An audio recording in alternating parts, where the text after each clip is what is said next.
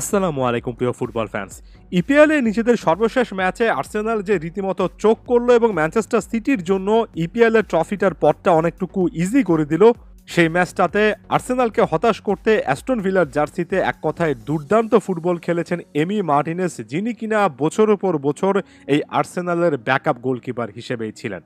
প্রায় ৯-১০ বছর আর্সেনালের backup goalkeeper এবং বারবার লোন ডিলে একের পর এক ক্লাবে যাওয়ার পর এমি মার্টিনেজ এই অ্যাস্টন ভিলাতে নিজের একটা জায়গায় খুঁজে পেয়েছেন। যদিও এমি মার্টিনেজ ম্যাচ পরবর্তী সংবাদ সম্মেলনে বলেছেন যে আর্সেনালের প্রতি তার সবসময় ভালোবাসা ছিল, আছে, থাকবে। তবে আর্সেনালের সঙ্গে এমি না চাইলেও একটা ইকুয়েশন চলে আসে, আর্সেনাল এই গোলকিপারের ট্যালেন্টটাকে কাজে লাগাতে পারেনি, আর এবার এই গোলকিপারই তার ট্যালেন্টের মাধ্যমে আর্সেনালকে হতাশ করলেন। এতটাই হতাশ করলেন সম্ভবত এই ম্যাচের মাধ্যমে আর্সেনাল আরও একবার ইপিএল এর টাইটেল রেস থেকে ছিটকে পড়লো, ট্রফিটা সম্ভবত হাত থেকে ফসকেই গেল।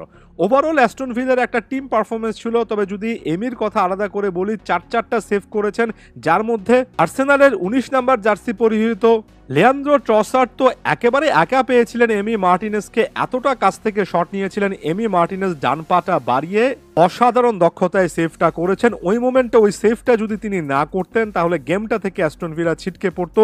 এমি মার্টিনেজ পারফেক্ট মোমেন্টে আরও একবার তার ইন্টেলিজেন্ট ফুট মুভমেন্ট দেখালেন, তার রিফ্লেক্সটা দেখালেন, অ্যাস্টন ভিলাকে মাঠের মধ্যে কনফিডেন্স বুস্টার ওই মোমেন্টে এনে দিলেন এবং দিন শেষে অ্যাস্টন ভিলা অন্যান্য প্লেয়ারদের সঙ্গে এমি মার্টিনেজের নামটা একটু বেশি করে উচ্চারিত হচ্ছে। ওই যে বললাম, আর্সেনালের সঙ্গে তার একটা অতীতের সম্পর্ক, একটা আনফিনিশড বিজনেস ছিল, আছে, থাকবে। এমিলিয়ানো মার্টিনেজ সম্পর্কে অনেক ভালো লাগার একটা ব্যাপার হচ্ছে, এমি মার্টিনেজ কোনো একটা কিছু যখন প্রমিস করেন কিংবা টার্গেট হিসেবে সেট করেন তাহলে সেটাকে তিনি চেস করেন। এর আগে কোপা আমেরিকার পর কিভাবে বিশ্বকাপ জয়ের কথা বলেছিলেন লিওনেল মেসির জন্য সেটা নিশ্চয়ই আপনাদের জানা আছে।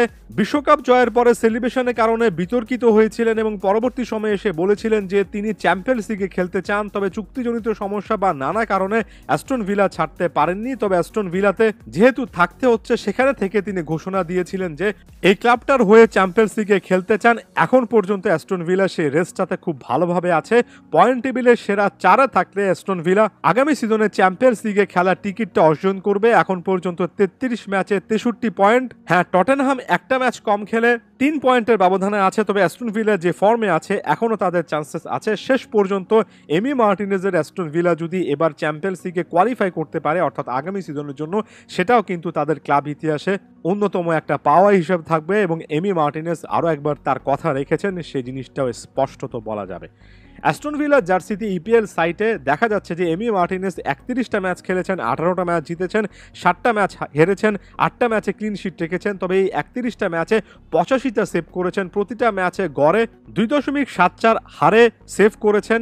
আপস অ্যান্ড ডাউনস থাকবে। অ্যাস্টন ভিলার যে ডিফেন্সটা আছে সেটাকে আপনি ইংলিশ ফুটবলের বেস্ট ডিফেন্স বলতে পারবেন না, তবে প্রায় প্রতিটা ম্যাচে এমি মার্টিনেজ যখন মাঠে থাকবেন, 2-1টা ম্যাচ বাদে দেখবেন এই টাইপের সেভ তিনি করেই যাচ্ছেন। নিশ্চিত গোল থেকে তিনি দলকে বাঁচিয়ে যাচ্ছেন। অ্যাস্টন ভিলাতে এমি মার্টিনেজের এই পারফরমেন্সগুলো গত কয়েক সিজন জুড়ে দেখছি এবং এই টাইপের পারফরমেন্সগুলোর একটা রেশ জাতীয় দলেও তিনি টেনে আনছেন, আর এ কারণেই গোলবারের নিচে এমি এক কথায় অসাধারণ।